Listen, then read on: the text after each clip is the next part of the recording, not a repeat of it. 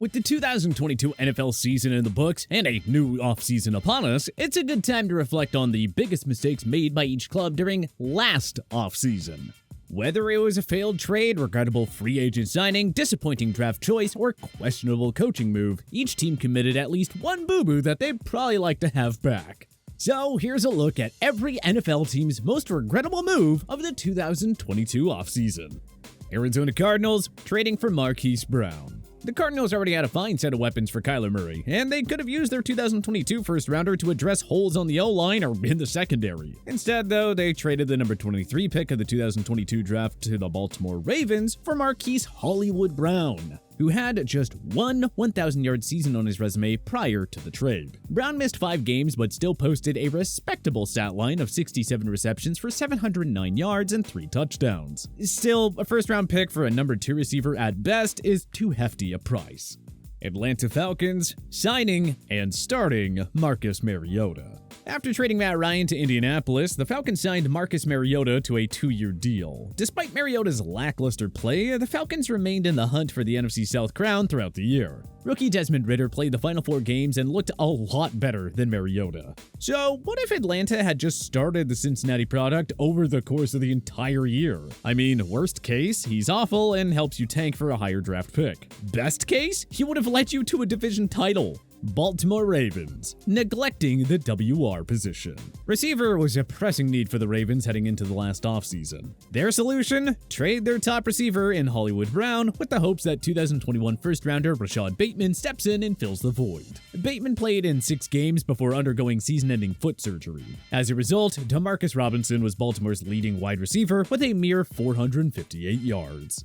Buffalo Bills, drafting Kaiir Elam. We're admittedly nitpicking a bit here. Brandon Beane had a great A offseason last year, and Elam still has plenty of time to morph into a star. At the same time, a team in win-now mode could have used a more impactful rookie first-rounder. Elam garnered a PFF grade of just 56.7 and allowed a 96.3 passer rating when targeted. Tyler Smith, Tyler Linderbaum, Cole Strange, Breece Hall, and Christian Watson were just some of the more impactful first-year players who were taken after Elam.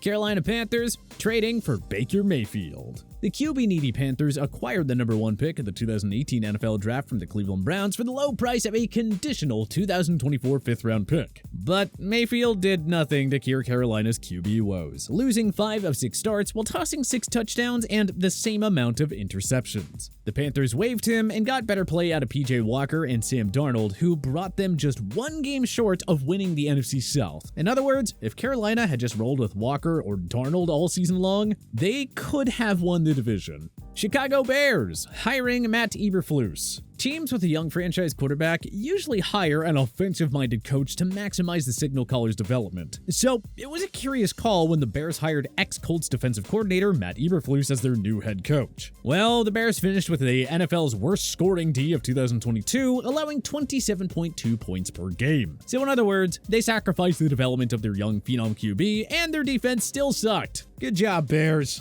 Cincinnati Bengals signing La'el Collins.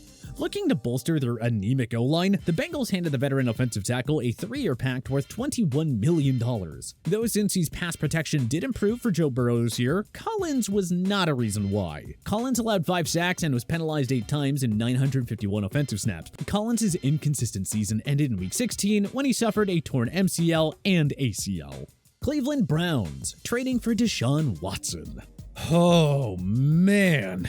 Did you see how much better the Browns' offense was with Jacoby Brissett compared to Watson? All that draft capital surrendered and, oh man, $230 million in fully guaranteed money for a QB that was facing major legal troubles. Should have just kept Mayfield or rolled with Brissett altogether. Dallas Cowboys trading Amari Cooper. The Cowboys sent the Pro Bowl wideout to Cleveland in exchange for a 5th-rounder plus a swap of 6th-round picks. Dallas extended Michael Gallup as well, hoping that he'd step up as the new number 2 in Big D. No. Gallup struggled after returning from injury, CeeDee Lamb had another monster season, but no other Cowboy reached 600 yards. Dallas really could have used Cooper in that divisional round loss to San Francisco, don't you think? Denver Broncos trading for Russell Wilson. Now, there's a good chance that Russell Wilson regains his star-like form under Sean Payton. But after that disastrous 2022 campaign, there is little doubt that Denver would happily take a mulligan on the Wilson trade if possible. I mean, the Broncos could have just tanked and gotten themselves CJ Stroud or Bryce Young, but that's all moot now. Peyton is the last hope, or this could go down as the worst trade in NFL history. Detroit Lions drafting Josh Pascal. Another nitpicky situation here because honestly, the Lions hit on most of their moves last offseason. Pascal, the number 46 pick in last year's draft, had just 2 sacks in 10 games and garnered a PFF grade of 55.1. Green Bay Packers signing Sammy Watkins.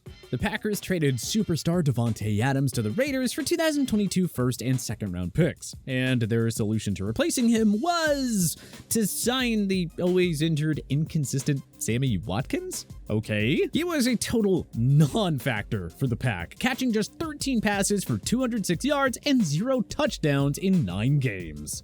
Houston Texans drafting Kenyon Green. The Texans used the number 15 pick of the 2022 draft on Texas A&M guard Kenyon Green, but boy did his rookie season ever leave a lot to be desired. PFF graded Green a horrible 37.7, and he took a whopping 12 penalties while allowing 4 sacks. Hindsight is 2020, but Tyler Linderbaum and Cole Strange were way better offensive linemen who could have done a lot more for Houston than Green did. Indianapolis Colts trading for Matt Ryan. It initially looked like a home run for the Colts when they landed Ryan from the Falcons for the low price of a third-round pick. But the 2016 league MVP did nothing to fix their issues at quarterback. Instead, he somehow made it worse. Ryan had just 14 touchdowns against 13 interceptions and a career-high 15 fumbles. He eventually lost his starting job to Sam Ehlinger and Nick Foles, and the playoff hopeful Colts finished a disappointing 4-12-1 on the year. Jacksonville Jaguars signing Brandon Scherff. The Jaguars signed the 5-time Pro Bowl guard to a 3-year deal worth $49.5 million, hoping that he'd bolster the leaky offensive line. But Scherff had a rocky first season in Duval County, grading at 59.0 by PFF for the year while allowing 6 sacks. That's not the Pro Bowl version of Scherff that we saw in Washington. Kansas City Chiefs drafting Sky Moore. Another kind of nitpick entry here because, man, the Chiefs hit the jackpot with most of their 2022 offseason moves. Now, that being said, rookie Sky Moore did not come close to living up to expectations in year 1. The number 54 pick of last year's draft mustered only 22 receptions for 250 yards and 0 touchdowns. Las Vegas Raiders not picking up Josh Jacobs' 5th-year option. The Raiders declined the 5th-year option for running back Josh Jacobs, which is too bad because, wow, way did he turn up his play in a contract year. All Jacobs did in 2022 was lead the NFL in rushing with 1,653 yards to go along with 12 touchdowns. Too bad they can't have him on a bargain price tag for one more season, but hey, that's the Raiders for ya. Los Angeles Chargers signing J.C. Jackson. The Bolts signed the former New England Patriots star to a massive 5-year deal worth $82.5 million. Needless to say, it didn't take long to experience buyer's remorse. Jackson appeared in just 5 games before suffering a season-ending knee injury, but the 2022 campaign was already shaping up to be a disaster anyhow. Jackson was benched in a Monday night game against the Broncos because of his awful play. Los Angeles Rams signing Allen Robinson. Yikes. Trading Robert Woods and replacing him with A-Rob on a 3-year pact worth $46.5 million? All LA got out of that was 33 receptions for 339 yards and 3 touchdowns in 10 games before he suffered a season-ending foot injury. Miami Dolphins signing Cedric Wilson Jr. In defense of the Dolphins, they signed Wilson Jr. before making the blockbuster trade for Tyreek Hill. But still, GM Chris Greer should have known the risk of giving $22 million over 3 years to a guy who had one decent season heading into 2022 free agency. Wilson Jr. had a career year for Dallas in 2021, recording 45 catches for 602 yards and 6 touchdowns. In 2022 for Miami, he had just 12 receptions, 136 yards, and 0 touchdowns in 15 games. Minnesota Vikings drafting Andrew Booth Jr. Clemson corner Andrew Booth, the number 42 pick, struggled mightily in coverage during the 6 games he played before suffering a season-ending knee injury. Booth Jr. yielded a 108.0 passer rating and an 84.6 completion percentage when targeted. Here's hoping that it was just a matter of growing pains and that Booth Jr. will figure it out in year 2. New England Patriots making Joe Judge and Matt Patricia co-offensive coordinators. Do we really need to explain this one? What in the world was Bill Belichick thinking by making an ex-special teams coordinator and former defensive coordinator the co-offensive play callers or coordinators or whatever you want to call them? Judge and Patricia had no idea what they were doing. Mac Jones was openly frustrated and out of sync all season long. As a result, the Patriots missed the playoffs for the 2nd time in 3 years. New Orleans Saints swapping first-rounders with Eagles. The Saints have no regrets over taking Chris Olave 11th overall in 2022. But trading a 2023 to Philadelphia so you could pick 19th overall in 2022? Yeah, not a good move. The Saints used the number 19 pick on offensive tackle Trevor Penning, who was limited to 6 games because of injury. New Orleans just won 7 games in 2022 and surrendered the number 10 pick in this year's draft to the Eagles. New York Giants declining Daniel Jones' 5th-year option. Jones tuned in a career year for the Giants and helped them make a surprise return to the postseason, even leading New York past Minnesota in the wildcard round. Now the G-men have to pay a pretty penny to keep Danny Dimes, or simply lose him altogether. New York Jets drafting C.J. Uzomah. The Jets handed the former Bengals tight end a 3-year pact worth $24 million. They should have known that going from Joe Burrow to Zach Wilson would not end well for Uzomah. After tuning in a career year in 2021, Uzomah had just 21 catches for 232 yards and 2 touchdowns in 2022. Philadelphia Eagles re-signing Derek Barnett. Handing veteran defensive end Derek Barnett a 2-year, $14 million deal was a bit of a head-scratcher given his inconsistent production. He unfortunately suffered a torn ACL in Week 1 against the Lions, which ended his season.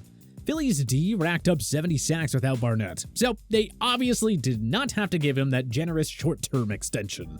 Pittsburgh Steelers keeping Matt Canada as OC. Pretty amazing that the Steelers finished with 9 wins despite a predictable and anemic Matt Canada run offense that finished 26 in points for. It's also quite shocking that Canada has remained Pittsburgh's offensive coordinator all this time. Kenny Pickett showed some promise as a rookie, but you'd have to think he could do way better with a more qualified play caller. San Francisco 49ers drafting Tyrion Davis-Price. Not sure why the 49ers used a 3rd-round pick on Davis-Price when they were loaded with running backs going into the year. And the midseason trade for Panthers superstar Christian McCaffrey only made Davis-Price that much more expendable. Seattle Seahawks drafting Boye Mafe. The Seahawks crushed it in the trade market and at the 2022 draft.